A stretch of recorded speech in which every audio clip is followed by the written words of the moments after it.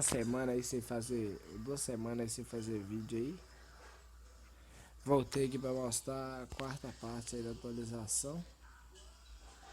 Esse evento também foi fácil, todas as partes foi fácil. Aí dessa vez deu uma arma diferente, nunca tinha dado antes aí.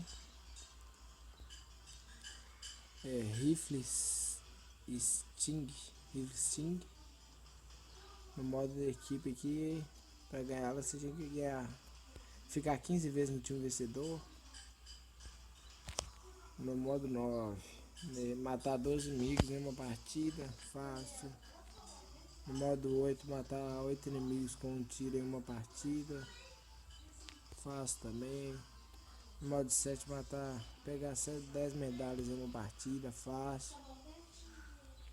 Prêmio 6, matar 5 vezes com um tiro na cabeça em uma partida, fácil também.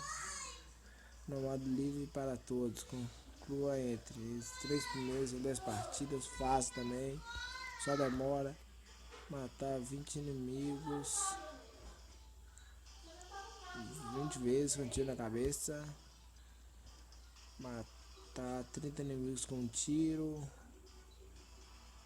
No modo para todos, matar 40 inimigos. Pegar 50 medalhas. Fácil. E hoje eu vou estar aqui mostrando a arma que deu. Vou jogar aqui com o meu colega que é a arma que deu.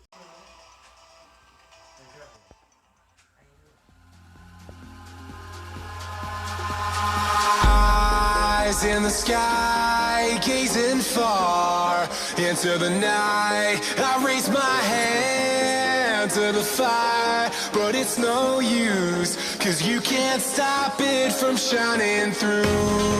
It's true, baby, let the light shine through. If you believe it's true, baby, won't you let the light shine through for you.